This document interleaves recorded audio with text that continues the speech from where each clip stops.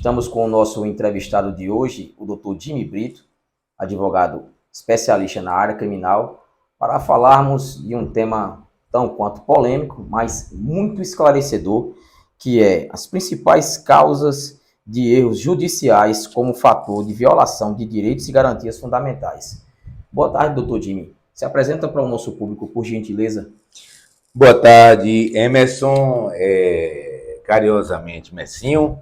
Bem, sendo breve, pessoal, eu sou advogado criminalista, especializado em direito criminal, ciências criminais e com atuação efervescente em tribunal do júri, com cerca de 186 júris, graças a Deus. Infelizmente a pandemia suspendeu, eu não aceitei fazer júri virtual, até porque não concordo e tem outras razões para isso, certo? Júri é olho no olho, costumo dizer que júri é sangue, suor e lágrimas, tá?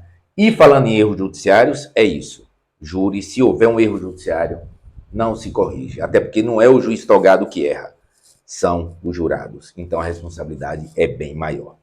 Mas vamos lá. 28 anos fora de Paulo Afonso, estou de volta, já tem 16 anos, atuação na área criminal, já rodei muitos países, muitos lugares, muitas cidades, interiores, capitais, enfim. A princípio a apresentação seria essa. Vamos ao tema. Vamos ao tema, de fato. Isso. As principais causas de erros judiciais como fator de violação de direitos e garantias fundamentais. É um tema, de fato, espinhoso, porém, devemos esclarecer para a nossa população. Bem, é um dos temas, pessoal, mais espinhosos, e vou tentar ser breve, porque não tem nada que pague um erro judiciário, certo? Tentando mesmo ser breve,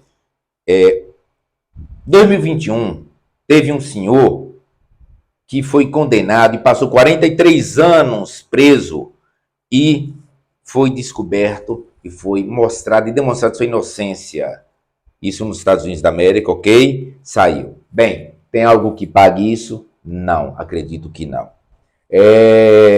Só concluindo também e brevemente falando, fica aqui não só de erros judiciários, mas coisas que chocam, justiças mal aplicadas, penas mal dosadas e pessoas que servem para Cristo. Só duas dicas, assistam quando puderem um filme chamado Papillon, da Ilha do Diabo, onde a França mandava todos os indesejáveis para a Guiana Francesa, onde tinha chamada Ilha do Diabo, e o filme narra uma versão muito cruel, certo? Culpado ou inocente, a pena foi desarrazoada. Ou seja, é um erro judiciário. Tanto que foi fechada a penitenciária e virou filme e virou documentário. Ou seja, para vocês terem uma ideia, a pessoa ficava, ele principalmente, que foi um grande ator que representou o papel de Papillon, ele ficou preso na solitária 5 anos no escuro, saiu cego. Ele, quando caía pingos de gotas, ele pegava barata e num copo fazia suco de barata e bebia. Enfim. Outro, chama-se Expresso da Meia-Noite, também uma intriga entre Estados Unidos e Turquia, pegou para Cristo um cidadão jovem e a pena dele foi prisão perpétua, certo? Conseguiu fugir, uma história linda, também linda, muito chocante. Condenado? Sim. Cometeu crime? Sim. Erro judiciário, no meu entendimento, sim. O erro judiciário não é só culpado ou inocente. É a pena na sua medida exata. Por isso que diz dosagem da pena. Todo crime, artigo 121, matar alguém, pena de 6 a 20 anos. Homicídio qualificado, certo? Se há qualquer qualificador, isso é outro tema, enfim. A pena de 12 a 30. Ou seja, então, erro judiciário também tem a ver com a dosagem da pena, certo? Um peso e duas medidas. Faz o mesmo ato, recebe uma pena de 6 anos. O mesmo faz o mesmo ato e recebe uma pena de 12. Erro judiciário, sim. Bem, vamos lá. Recentemente, Sim, Jimmy, sim. pegando um gancho nesse tema polêmico, mas que deve ser esclarecido para a população, teve repercussão nacional uma matéria que foi veiculada no Fantástico sobre um jovem que foi preso injustamente, que o erro começou desde a identificação por parte da vítima, que o reconheceu indevidamente. Perfeito. O mesmo foi preso. E para resumir a história, no dia que saiu o seu alvará de soltura, ele faleceu dentro da cadeia. Não há preço que pague, não há preço que pague essa reparação. Não tem nada que repare um dano tão grande como esse. É como eu falo, justiça de Deus, para quem não crê em Deus, aqui fica aqui meu respeito, vivemos em um país laico, certo? Mas eu costumo dizer justiça divina, seja o Deus qual for, com todo respeito. Eu já vi casos, Emerson, onde 2 casos, tá? Eu advogo não, eu trabalho, eu milito, eu estudo direito criminal desde 94, quando entrei na faculdade de Direito. Meu primeiro júri foi em 95, com a Defensoria Pública, meu saudoso doutor Guaraci Schneider, que Deus o tenha, a Defensoria engatinhando. Então, eu vi muita coisa. E nesse tempo todo, eu vi 2 casos onde o alvará de soltura saiu, certo? A pessoa não recebeu o alvará, mas ao invés de ir para a rua, foi para o caixão. Morreu. Ou seja, eu costumo também dizer isso.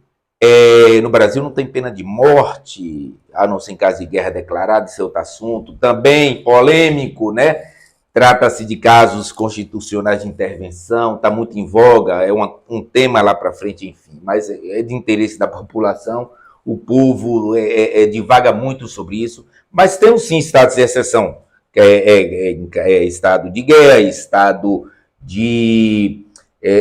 não temos, sob hipótese alguma, pena de caráter perpétuo, nem pena de caráter cruel, nem pena de banimento, e nem, enfim...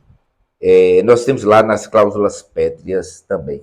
No entanto, pena de caráter perpétuo. Quem morre e recebe uma alvará de soltura, qual foi a pena dele? Perpétua. Não é? Sim. Não tem alvará de soltura para o caixão. Agora, imagine só ele inocente. Quando é culpado, pessoal, que fique claro aqui, a gente não está aqui santificando ninguém. Tá? Nem passando pano, claro, e nenhum criminoso. Claro, sem dúvida. A maioria, felizmente ou infelizmente, a maioria são culpados, certo? Mas existe um ditado que fala antes 1000 condenados ou 1000 culpados soltos do que um inocente preso. E eu pergunto a vocês, para que vocês entendam, ou critiquem, se esse inocente preso for você, aí você pode sentir. Ou seja, nós brasileiros, a gente tem o costume de a grama do vizinho é mais verde, né? O nosso vizinho, nosso familiar merece o melhor advogado, merece toda a defesa, né? Agora aquele ali, não, ele é culpado. Deixe que ele se exploda. Não. Gente, temos defensoria pública, temos advogados, temos Ministério Público, juízes bons, certo? Então, quando precisarem, procurem. O que ocorre muito, e vou entrar agora em apenas 2 erros famosos. Bem, muito famoso dos irmãos Naves, na época da era Vargas, certo? Onde, anteriormente eu comentei comecinho, mas enfim, fizeram de tudo para condenar. Um primo saiu com uma grande quantia de dinheiro, foi para a Bélgica, e de repente sumiu, e precisavam de um culpado. E acharam um capitão nomeado, ficou incumbido de produzir provas contra os irmãos Naves. Inclusive estuprou a senhora, mãe dos dois, na frente dos dois, levava o irmão para trás de um monte, dava tiro e voltava sozinho. Ou seja, teu irmão já foi porque não confessou. Confesse. Coisas horríveis. Tem filmes também, tá? E documentários. Resumindo, ficaram presos 24 anos um, 26 anos outro, um não teve a chance de sair, morreu, e o outro saiu louco, certo? Não tem preço que pague. Outro caso, dentre vários e vários, a escola base, ou seja, em 1991, ou foi em 94, salvo engano, teve a mídia, a responsabilidade da mídia é muito importante, a imprensa tem uma responsabilidade muito importante, por quê? Porque a imprensa narra o fato, o Brasil especialmente, o mundo, grande parte do mundo, deseja sangue, certo? Quer saber da notícia sanguinolenta, quer saber aquilo que é sensacionalista, mas não quer saber se é culpado ou inocente, tá? Bem, na escola base, uma escola para ricos, enfim, duas mães acusaram 6 professores de estuprarem suas filhas, menores de idade. E isso a mídia, Rede Globo, SBT, enfim, entraram com tudo. A sociedade, a imprensa, condenou os 6 professores. A escola fechou. Bem, depois de muito andar, teve uma indenização de 400 e poucos mil para cada professor. Depois de recursos da Rede Globo e SBT, obviamente, reduziu para 100 mil.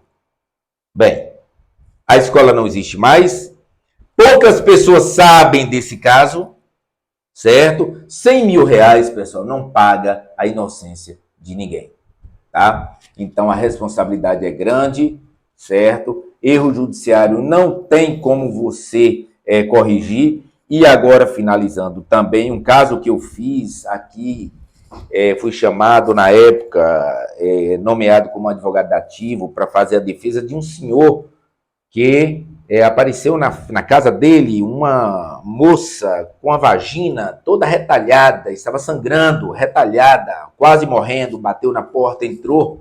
Isso agredida pelo esposo. Isso, agredido pelo esposo, certo? O senhorzinho abriu a porta, tinha mais ou menos 6 crianças na casa, netos, e graças a Deus o filho mais novo, 14 anos de idade.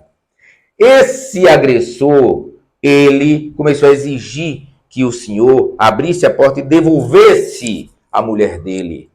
E o senhor, obviamente, não fez isso. Ele começou a atirar com a 12, quebrou 6 janelas da casa. O senhor pulou, um senhor de idade, na época, quase 60 anos, pulou, entrou em luta corporal com o agressor. O agressor, além da arma com a faca, esfaqueou o senhor. O filho dele, vendo aquilo, saiu, pegou a arma com o cabo da arma, golpeou com achatamento craniano, o agressor, pronto, beleza, ok. Esse senhor, senhores e senhoras, passou 5 anos e 1 mês preso, certo? Porque foi abandonado pelo Estado, tá? 7-0, um dos poucos júris onde eu vi jurado chorando, pedi até para que o juiz se ausentasse, não porque ia falar do juiz, mas ia falar do erro judiciário, certo? Do abandono que esse senhor passou, e fiz uma pergunta para ele, que me fez chorar. O senhor quer entrar contra o Estado? O senhor tem todo o direito do mundo. Ele só me disse isso. Doutor, muito obrigado por tudo. Eu só quero ir para minha casa descansar. Enfim. Finalizando, Messinho, que é um assunto de fato, erro judiciário, a gente tem vários e vários. Poderíamos passar a noite toda aqui debruçando. Sem dúvida, tá? Justiça de Deus, mas nós temos uma boa novidade, uma boa notícia.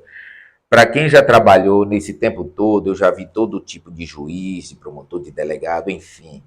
E nós estamos muito bem representados. Dentro da nossa comarca. Na nossa comarca. Temos juízes, e eu digo, incorruptíveis. Sérios. Isso, incorruptíveis, sérios. Podem até errar, mas não erram porque querem. Não são corruptos, tá? Vivemos, pelo menos em primeira instância, uma mudança, graças a Deus, certo? Até porque eu costumo falar com meus amigos de fora, de faculdade de 94, em Vitória do Espírito Santo, colegas juízes, promotores, delegados, advogados, e eles me perguntam, Jimmy, como Paulo Afonso é uma cidade assim? Por quê, pessoal? Nós tivemos aqui, em pouco tempo, 2 juízes afastados do cargo. Não estou falando se culpados ou inocentes, mas um fato. Tivemos aqui um diretor de presídio afastado. Também não estou dizendo se culpado ou inocente. Tivemos aqui uma acusação de milícia. Estamos expondo fatos. Fato sem dizer se é culpado ou não. Até porque não houve julgamento. Então, enfim, deixe que a justiça decida. Só quero dizer para os senhores que estamos resguardados, sim. Qualquer suspeita está sendo investigada. Sim. Se é culpado, que seja punido. Se for inocente ou não tiver, mesmo que seja culpado e não tiver prova para condenação, que absolva. Tá certo? Está sendo exposto aqui são fatos. São fatos, é isso, gente, é isso, são fatos. Aqui ninguém quer apontar dedo para ninguém, tá? Tivemos, de fato, aqui o que eu quero dizer é que Paulo Afonso é uma cidade complexa, certo? Tivemos envolvimento de várias pessoas, não envolvimento, mas acusações que a mídia lança. E é isso que eu quero dizer. Como eu falei do caso da escola base, dos irmãos Naves, que tem muito tempo, certo? Casos, que, como o Emerson colocou aqui, do rapaz. Quem sabe desse rapaz que morreu com a vara de soltura? Entendeu? Então, gente... Tá só na estatística. Pronto, a imprensa tem sua responsabilidade, tá? Confiem nos seus advogados, nos juízes, promotores, defensoria pública e cuidado. Se sofrer qualquer tipo de denunciação caluniosa, de injúria, seja racial ou não, tá? Procure seus direitos. Porque a mídia ainda está pendente disso. Porque, na verdade, a sociedade quer ver a notícia sanguinolenta. A sociedade não quer ver a resposta, o desfecho, se final ou inocente. Se culpado ou inocente. Então, procurem seus direitos. Certo? Emerson, obrigado. Tentei ser o mais breve possível e agradeço a todos aí, pessoal. Agradecemos demais pela oportunidade que o senhor nos deu de abrilhantar o nosso quadro e trazer à tona um tema tão polêmico, mas esclarecedor. Só nos resta dizer que todos nos acompanhem logo mais toda a entrevista na íntegra no nosso canal no YouTube e no nosso Instagram.